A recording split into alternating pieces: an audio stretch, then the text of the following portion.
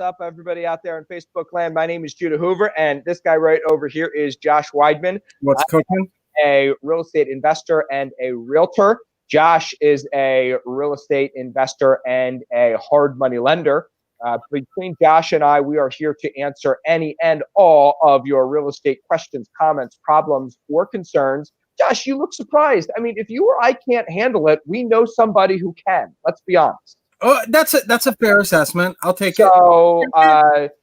So I really love what we do. We come to you guys 3 times a week with news and commentary and great interviews in the real estate space, both for real estate investors, for lenders, for realtors. So if you make money directly or indirectly from the real estate space, this show is for you. And I want to give a little bit of a fair warning maybe ahead of time to our dear listeners, it being a snow day here in bucolic Lancaster County. Yeah.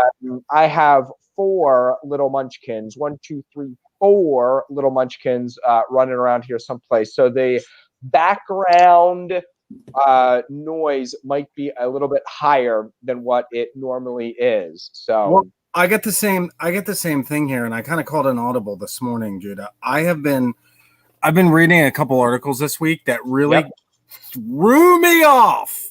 Right? Threw you off? Yeah, threw me off. I mean, look, we've talked about how great Central PA is, right? Yes. And I love Central PA. It's a great place to live. I want to travel and see the rest of the world. I don't need to live any place else other than Lancaster County for the rest of my life.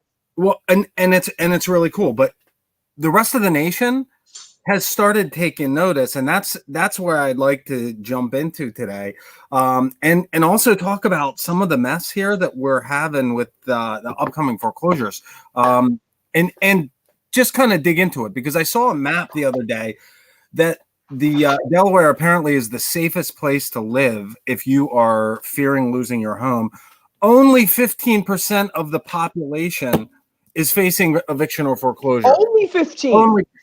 Safest place. You got a 15% chance of being homeless.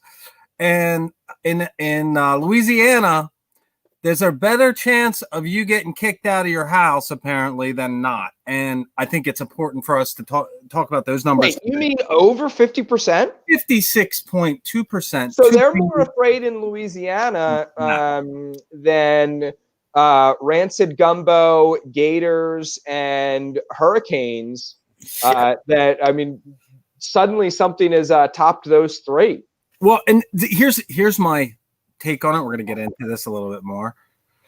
It is really easy to sell papers when buildings are burning and the world is falling apart and people are on edge and they're like, oh, please give me some content. I think that's what's happening here, and I want to talk about that in a little bit, and we'll go back. But I mean, let's start the show today with big news. Right now is the time of year when everybody seems to be doing their what's happening in the 2021 show, right? Like, right. Let's get our forecast. Well, according to Realtor.com, Central PA, little tiny Harrisburg, the city that was bankrupt a couple years ago. Remember that? Yep. City? This little tiny city between 2 behemoths in one of the most important states in the country, is now on the top 10 list for for best places to invest, best places to buy, best places to live. Oh, wow. Look at that. Let's get that off of there right now. Sorry, we're going to try that again. But I got a map here that I want to pull up. Let me try this one more time. And there we go. All right. So this is from Bigger Pockets. It shows the top 10 housing markets of 2021 here. And I think it is super important. Let me see if I can zoom this a little bit. There you go. Look at that. So what we have here are, coming in at number 1, Sacramento, California. I mean, who doesn't? Sacramento is like one of the nicest cities in the country. San I've Jose. only been to California once, and I was in San Diego. I was at a big, fancy, highfalutin real estate investors mastermind out there. Okay. All right. Well, San Diego. Well, all right. So, like, there's a couple areas that have gotten hit really bad from this COVID stuff. Most of it is caused because of the relocation of, people, companies, and people relocating, as restrictions have been high in LA County and Silicon Valley and throughout the state. There are people that are leaving. But what we have here are 4 of the top 10 markets in the country. Right there in California. That's crazy. It really is. I mean, look, I've never been to the West Coast, right? I'm not that cool. I'm not that terribly traveled, and there's been no reason for me to go out there.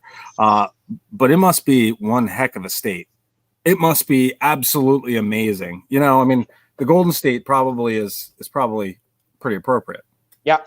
Also, what's interesting that I noticed that jumped out right away was our friend Greg Swan's home market of Phoenix, Arizona. Yeah, is on there. Greg Swan is a fan of the show, and we've interviewed him, and we need to have him on again. He loves our ant versus grasshopper thing that we have there going with the logo. By the way, in case you don't know, there's dear listeners, there's the fable of the ants and the grasshoppers. Check it out. It's a 45-second read, but basically the ants prepare for winter while the grasshopper doesn't. Right. And then the tragedy is the grasshopper is left out in the cold in the winter, but the ants have prepared. And so the goal of this show is to be an ant and be prepared, work together as a colony, and store up for winter. Greg, who loves that analogy, is there in Phoenix, and he was posting just the other day on Facebook that, like, in their loop or between this corridor and that corridor, I didn't fully understand to get the geographic references, but in a big section of that market, there isn't anything for sale under like 250. Okay. That it's just so much happening, coming and going so quick. On a similar note here, like we're talking about Phoenix, we talked about how a lot of people were leaving California, right? They were moving from the California market to the Arizona market for a number of different reasons. But with that relocation came a total different threshold or temperance to price points, where you people leaving a $600,000 fixer-upper price point in California and going to a $250,000 fixer-upper where they're spending $400,000 to get a really nice property. It makes sense that market is on fire. You look at Denver, Colorado. I had a friend who relocated about 4 years ago to right outside of Denver, right? And when he relocated, the guy's a wealthy guy. Right. So he rented for the first year. He goes, I rented this house for the first year because the price point was $1.4 million. And he goes, we like once a week we're calling the landlord to come and fix something. And he goes, I'm paying $3,500 a month for this thing. I couldn't buy it. He's like, I couldn't buy it for $3,500 a month. So we just got here and relocated. He ended up buying a fixer-upper for $2 million that he's actually relocating to San Diego right now. But what's interesting is he bought pretty much at the bottom.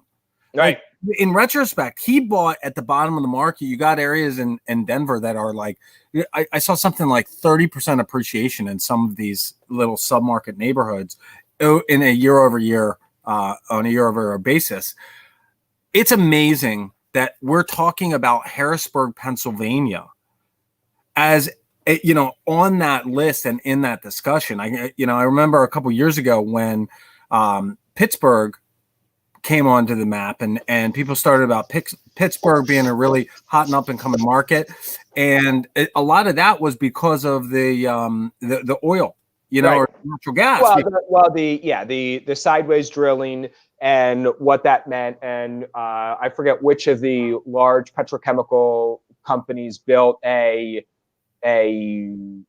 what do they call it? Like a shattering site or a splitting or something like that, where they like break down the large hydrocarbons into smaller usable hydrocarbons, and they built a factory there, and it's been doing really well for the whole. I mean, Pennsylvania as a whole, because of horizontal drilling, is really seen really great economic turnarounds. Yeah, but what's interesting, I guess what I'm pointing out there is there was an impetus that caused that change, Right. That people said, hey, look, this could be a next hot market. Then you had Philly come along, and after there was a lot of development from like 2010 to maybe 2014, Philly became a really hot city. It was certainly a top 10 market, top 15 market in the country, and was a really great place to invest. And from probably 2014 to 18, you could find great deals in the city. Well, now we're looking at Harrisburg, Pennsylvania. Like, I'm not trying to downplay this, but I look at Central PA, and it's such a smaller market. Let me try and say it this way. What you're saying is there's no one or two large catalysts that is making Harrisburg be on this list. It's amazing that we're on the list, number one. Number two, it is a concurrence of factors. That's right. And what's great about that is when you have a concurrence of factors, it means that it's a whole lot more stable. And Johnny, yeah, I know fracking is another term for the horizontal drilling. What I'm talking about is the plant that takes the hydrocarbons that are, what we burn in our cars is octane. It's 8 hydrocarbons long. But, crude oil has polymers that are like 18, 19, 20. So it's like a cracker plant or something like that, where they an oil refinery where they separate kerosene and propane and right. But there's a specific type of oil refinery that does a lot of that. There's a specific. Long story short, right? Long story short, I think that, I did a little bit of looking into this, and Harrisburg isn't really Harrisburg City, right? Right. Harrisburg City is encompassed in there, but because Harrisburg City is such a small geographic area in comparison to, going to Philly or to Pittsburgh, there's not nearly as many people in it. They mean the MSA. There we go. I mean, we're talking about Harrisburg, Carlisle, Cumberland. We're talking about Lancaster County. We're talking about Lebanon, York. That whole general area. Man, I've really been looking. We're going to talk about some potential downside to the upcoming market here in a minute. But while we're on this, I've been looking and looking for, literally for years, for like what's going to be the pivotal moment that's going to cause the next downturn in the housing market. And I've been poised waiting to buy in that market. And the more I look at it, I don't see a single item. I don't see a trigger that's going to all of a sudden take our economy and crash it. Not the economy, and certainly not the housing market overnight. So I'm looking at this and I'm saying, this could be continual gradual growth. The demand out there is really strong. We talked to Rich Guerrero in Hershey, right? Last week. And he's talking about all of these New Yorkers that are coming to Central PA looking for this finished product. It just there's a huge demand here coming from all over the place, and I think this could be a sustained growth pattern, certainly here in Central PA, if not, with the economy in general. Ladies and gentlemen, I have turned Josh Weidman into an optimist. I'm going to sign off. It's been fun being with you. Appreciate it. My work here is done. Listen, I will go to bed tonight a happy man. Well, look, if we eliminate fraud and we eliminate major market tampering, right? There's no big major factor. There's no reason behind it. Rates are still low. Inventory is still low. It's going to be several years until we can keep up with the demand that we already have, let alone if we start talking about, people from larger metro areas, pursuing a less densely populated area, a slower way of life here in Central PA. I mean, dude, we could be talking about large developments going up all over the mid-state without a major impact in the inventory squeeze that we Well, have. I think that there definitely needs to be a large amount of building and development Mhm. that goes on. Guys, I got 15 minutes left on this show. You just got to leave me alone for 15 more minutes. Dude, snow days Uh, are the best, aren't they? Well, yeah. So the problem is we got up and we went out and we played in the snow and I did some shoveling. I felt pretty good about myself, Josh Weidman. I did just between you and me. I wouldn't want to share this with anybody else, but like I live in the city now, right? For the past Right. like 2 years, I've lived in the city, and there was no snow last year. So, but before that, I've always lived in the country or the suburbs and had like a large driveway myself to shovel and a whole lot of shoveling to do. Here, I have like 10 feet this way, 4 feet that way, and like a little bit of a sidewalk. And I was like, geez, I'm done shoveling. So I like shoveled a bunch of my neighbors and stuff like that, their walkways and things last night to kind of stay ahead of the storm. I felt Yeah. really good. I felt like I was it was my altruistic act of the week. Well, that sounds awesome. My kids got up at 6 o'clock this morning and went out and started shoveling because I told my son, I'm like, look, last night I said, you ought to go to all the neighbors and schedule an appointment for the morning to come and shovel walks. But I said, you're not going anywhere until this walk shoveled. Well, he's like, all right, hold my beer, hold my coat. Nice. Yeah, right. And so he's up at 6. He's out shoveling at 6. And the snow is so deep. Right. Like, it is so deep.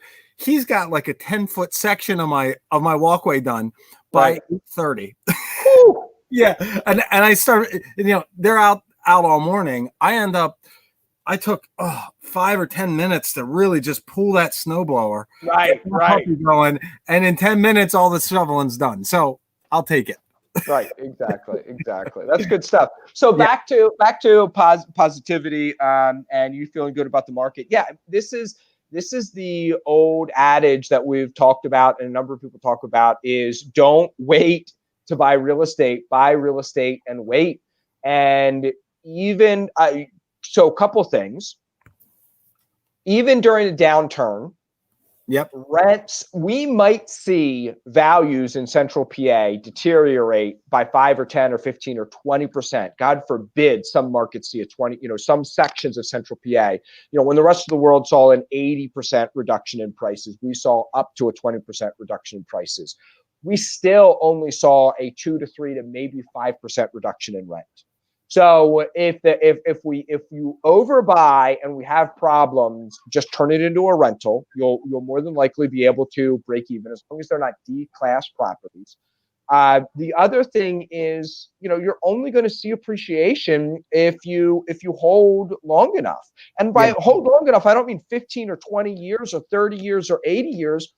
We're talking 5 to 7 years till we get back out of whatever trough we might be in. So buy as much real estate as you can reasonably afford and reasonably with your own mental capacity and the property managers you hire, manage and take care of. All right, Josh, what's this map we're looking at right now?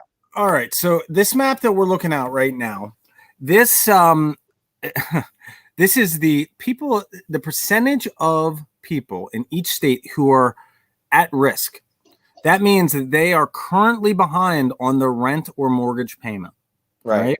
Now, remember, we've got this forbearance, which means people are behind on their mortgage, but the balance is being tacked on to the end. So we can eliminate those people. Right. First off, but they're probably included in here. What really surprised me is that 15% was the lowest percentage in the country. Right. And what really startled me here is that, Judah, if you look at the numbers from the multifamily housing industry on the increased foreclosure rates or delinquency rates, they're not significantly higher. It's not like they're 20% higher than they were, before the pandemic. There are certain demographics that are hit especially hard, right? But it's not across the board. In addition, you're talking about in addition, you're talking about, I mean, let's look at a state that has been pretty consistent. You look at like Virginia, West Virginia, Ohio. These are not like crazy, They're blue collar states. A good Right. percentage of their population is blue collar, and you're talking about 30%, which I think is high, but I think it could be higher. So I mean, okay, great. yeah. Go ahead, finish your point, and then I'll go. What my point is, I look at these numbers, and I think about the people that I know. You're telling me that 3 out of 10 of the people that I know that are either homeowners or renters are delinquent right now? That's hard for me to believe. It just is. And Right. if that's not true, then it means that Pittsburgh and Philadelphia, you're talking about 50 or 75% of the population. If the rest of the state is, we average out to 31%, it just seems awfully high. And I think that looking at these regionally as a state by state, probably is going to skew the numbers a lot more than people realize, and Well, yeah, it's like those maps that we get every 4 years showing the counties by county who voted which side, Yeah. and you really can realize how much a demographic of an MSA can swing a particular state. I remember being surprised when I looked at the numbers for Illinois. Here's a fun homework assignment. Look at, I mean, Pennsylvania has what? 20 million people, 30 million people. How many million people live in Pennsylvania? I don't know. Call it 20 million. It's something crazy like that. Well, 5 million of them are in Philadelphia, right? Right. Well, in Chicago, Illinois has like 9 million people, and 7 million of them are in Chicago. Like, part of the reason why other states get skewed the way that they do is because their population hub is their population hub. Whereas PA, it's amazing. I was really surprised when I started looking at Indianapolis and other states out there that their population center is the state, is that main city, and that's all there is. So we have fewer people, by the way, 12.8 million. 12.8. Okay. So, but the point is it's not like 80% is just Philadelphia. You know what I mean? It's not even, it's less than 10%. Right. So here's the interesting thing. When you look at numbers like this, I think it's a cautionary tale before you consider what the numbers do say. Right. You need to very carefully consider what the numbers don't say. We have no way of knowing what did these numbers look like 2 years ago, last year, before the pandemic, 5 years ago. You know what I mean? So I would reach out to Visual Capitalists and see if you can get some trending numbers here. Well, let's talk about where we think this is going to go. Forget the trending. Because it is anytime you see a story like this, you have to ask yourself, okay, what's coming next? Right. What is the next thing? Let's take these on face value and say that this is correct. What this article goes on to say is that there are roughly 17 million people encapsulated in all of these numbers, right? That are at risk. But really, 5.4 million are actually at risk of losing their home in the next 2 months. Okay. What does that look like as a percentage of the population? We have 330 million and probably 100 million households, something like that. Right. You're talking about 5% of the population, or 5% of households, 6% of households. Maybe, maybe my numbers are off and there's only 90 million and we're talking like 6 or 7%. Or 8%. That's a high number. It's absolutely high, but it certainly isn't 30% of everybody that is going to lose their home. Right. What's really good though about the market that we're in right now? Do you know what's worse than losing your home? Being in a situation where you want to sell your home and you can't sell your home. Yeah. Being in a situation where you're trying to do a short sale to maybe save some dignity and you can't. So the beautiful thing about that, 3 to 5 to 7 or 8% of people who are housing insecure right now is that is a tremendous opportunity for us real estate investors out there and people who service the real estate investing and just the real estate community in general. So, Jason, I've been working on the short sale with Jason. I'm butcher his name every time. San Severino. San Severino. All right. Jason San Severino. We finally got an acceptable offer from the bank. And I was shocked because the bank came back originally and just gave us a number that wasn't going to work. And in talking to the short sale expert, he said, look, this will probably sell on the market for this, but it wasn't going to work for me. I said, look, I got to be 20 grand less. They accepted the offer 20 grand less than what their original appraisal, knockdown and all that formula came to. So I think that there's, the bank is looking at stories like this also and saying, hey, we could have some upcoming inventory that we're going to have to get rid of. Why add more work for ourselves? Let's get this stuff out of the way. And actually, Jason brought that up in a call that we did with him a couple months ago. He was saying, like, now's the time. If you've got a short sale or whatever, banks know what's happening. They see what's coming, and that added inventory hitting the market in the spring or summer of next year is not going to destroy the market. We're not talking about millions of homes.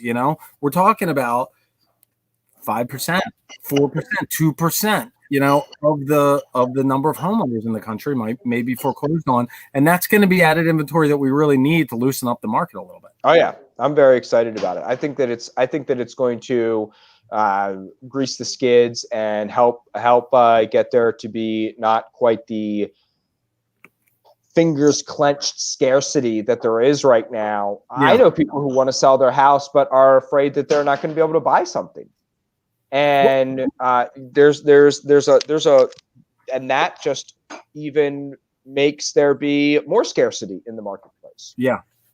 I mean, there is a lot of fear out there, and I think that if everybody just sits back and takes a deep breath and we realize that, look, if we take care of our friends and family that need help, our neighbors that need help, and everybody else does the same thing, there are going to be people that are going to get evicted. There are going to be people that are going to lose their homes. Hopefully, there's enough of us around that can help those people out, give them a hand up, help them get their feet on the ground, that we don't end up sinking everybody. And I think it's more of a reality of the situation that there are a lot fewer people going through this. And if you're one of them, it feels like the world's coming down on your shoulders. But for those that aren't going through it, we've got an obligation to help our neighbors. And if it's 1 in 10 or 1 in 20 of the people that we know, like, help them out, do our best to make sure that, they get through a tough time. Like, we've had help throughout, our lives. Absolutely. Yeah. And I think that one of the other things that's beneficial is recognizing and saying that you need help sooner rather than later. Yeah. Calling someone like Jason sooner rather than later to do a short sale on your investment properties or primary residence, filing for bankruptcy sooner rather than later, pulling off the Band-Aid and moving on. And I think that it's important to have the comfort to be ready, willing, and able to admit failure so that you can get beyond it, so that you can get to the recovery phase. If you just stubbornly hold on, bad stuff happens. Yeah, exactly. So we got a good interview tomorrow, correct? Yeah, exactly. We have Ian Horowitz. He is going to be on tomorrow, and I'm going to butcher the name of his company, but he is a landlord. Like, he's got a bunch of large projects that he's done in Baltimore. He's been a wholesaler. He's done turnkey rentals, and I've known him and his partner Dan Matthew for, I don't know, 15 years, 10 years, since they were wholesaling properties in downtown Baltimore. But he's going to be on tomorrow to talk about subsidized housing, as well as what he's foreseeing in the market in 2021 and how he's made some changes to his business going into the new year. So lots to talk about then.